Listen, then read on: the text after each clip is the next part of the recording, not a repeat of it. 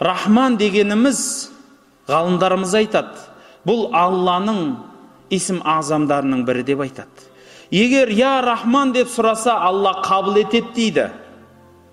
Я Рахим деп сұраса, қабыл етеді дейді.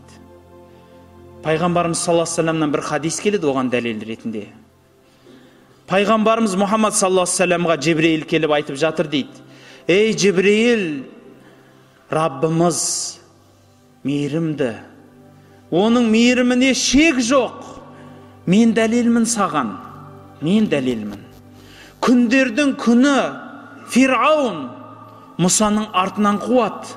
Жете алмай ақыры су екі жаққа қосылғаннан өлетінін көріп, екі су екі жақтан қосылып келе жатқанын көріп, басын сәждеге қойып, ей Аллахым, мен саған сендім, мен Мұсаның Раббысына сендім, мен Бани Исраилдің Раббысына сендім деп айқайлап жатқанда, қорыққанымнан аузына лай тықтым. Өйткені Алла тағала мейірімді, анау кісіні кешіріп қоймасын деп аузына лай тықтым деген екен. Бүкіл халықты қырып, соның қанын судай ағызса да, Құдайым, Аллахым десе, Алла кешіріп жіберу мүмкін деп қорыққанымнан аузына лай тықтым. Айтпасыншы осы, айтпасыншы Алла деп аузына лай тықтым деген екен Жебірейіл алейхиссалам. Бауырлар, Алланың мейірімі шексіз. Мейірімі шексіз. Кешіре ме, кешірмей ме өзі біледі. Бір адам, Пайғамбарымыз саллаллаху алейхи вассалам айтады, 99 адам өлтіріпті. 99 адам өлтіріп, тәубе қылайыншы, мынау істегенім дұрыс емес қой деп, Құдайдан тәубе іздейді. Сонан соң бір көп құлшылық ететін, көп намаз оқитын бір адамға келіп сұрайды дейді. Сен енді күніге таңнан қара кешке шейін көп намаз оқисың. Саған бір сұрақ қояйын деп едім. Мен 99 адам өлтірдім.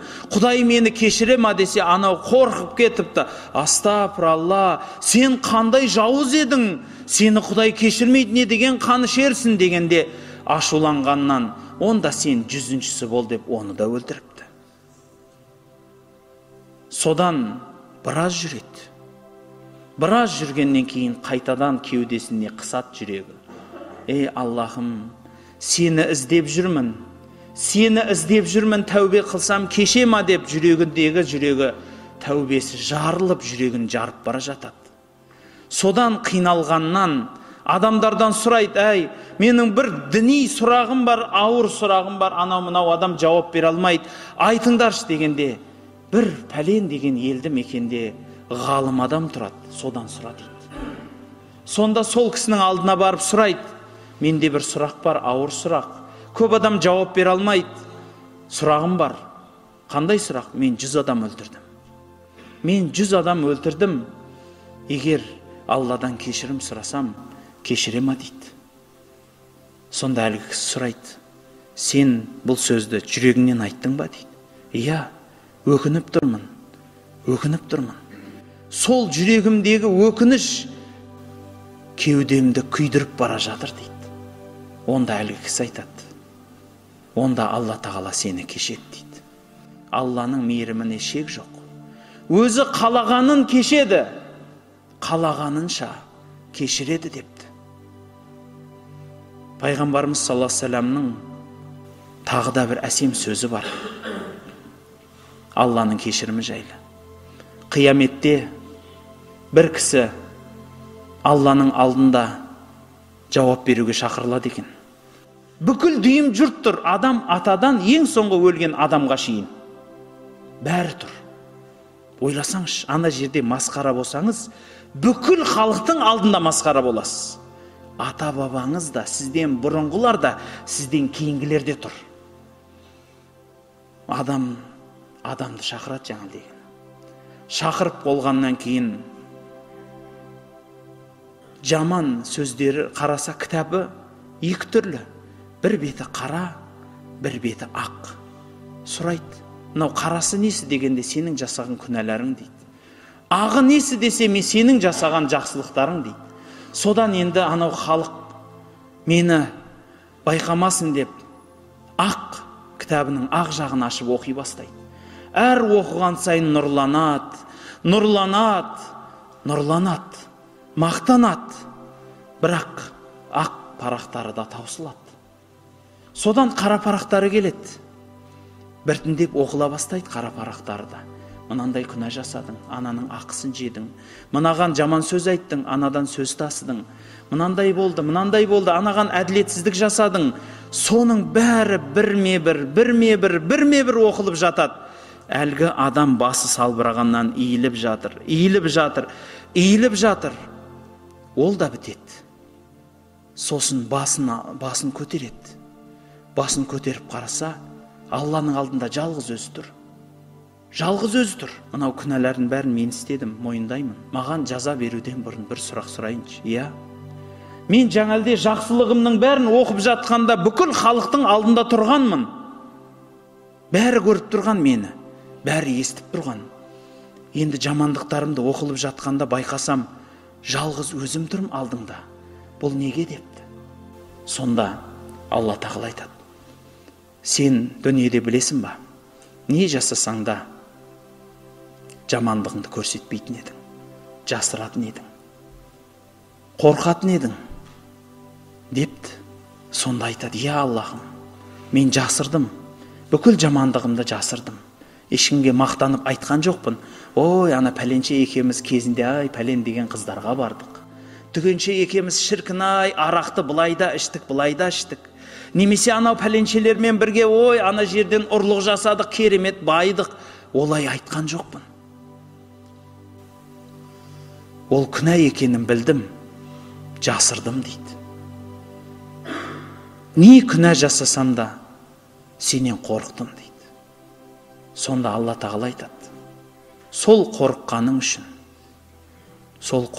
үшін, мені танығаның үшін бүкіл күнәңді кешірдім дейді.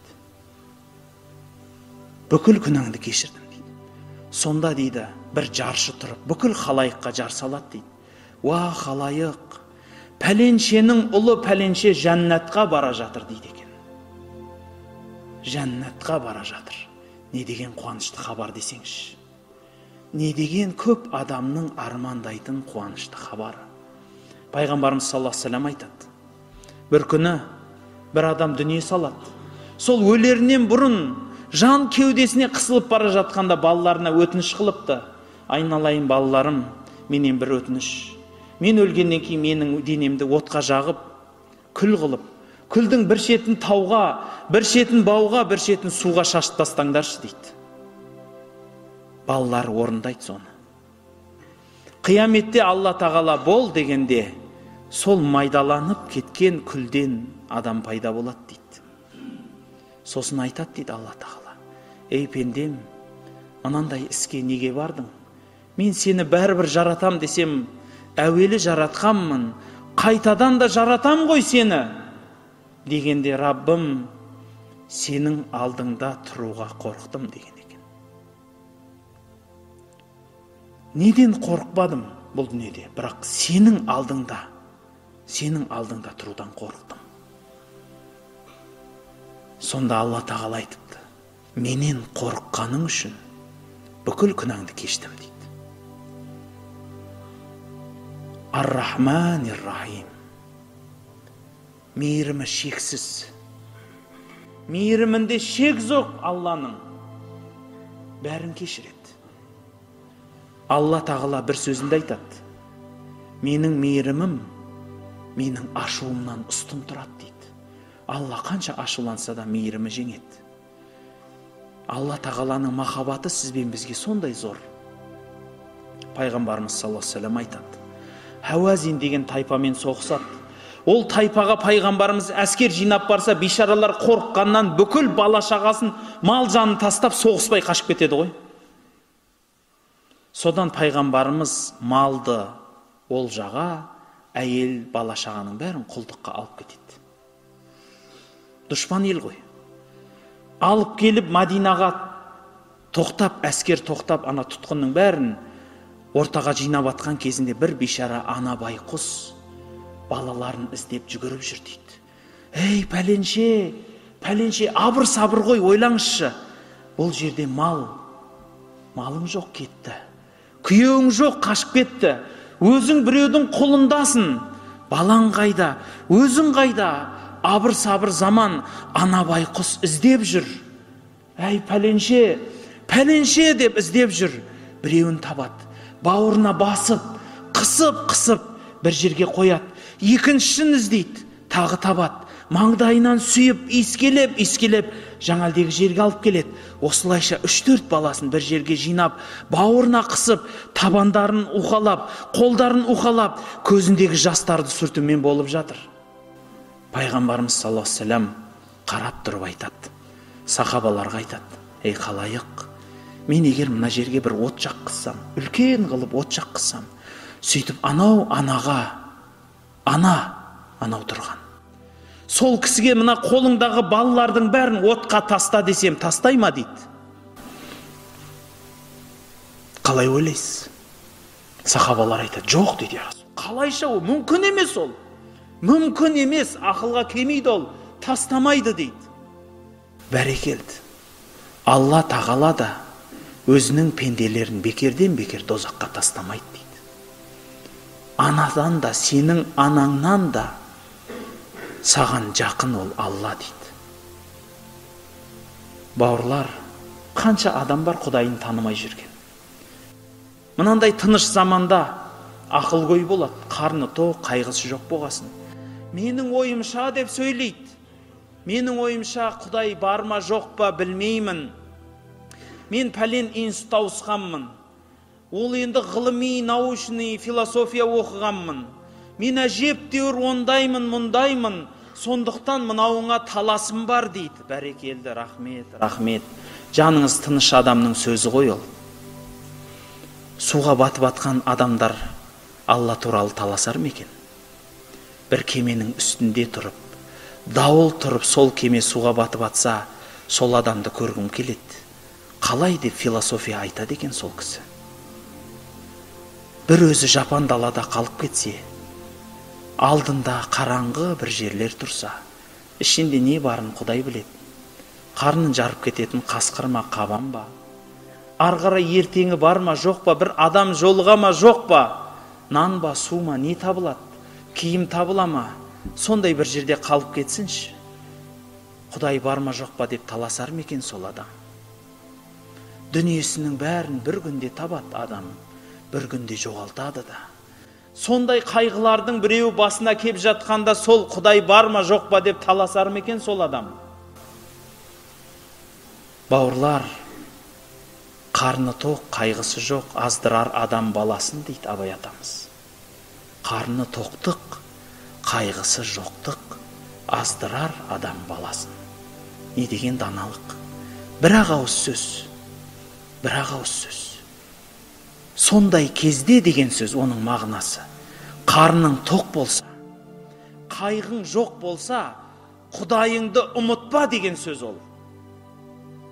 Өйткені ұмытсаң, азасын, тозасын. Бүкіл әлемнің Раббысы болған, мейірімінде шек жоқ болған Ар-Рахман Ар-Рахим дегеніміз осы болады Раббымыз.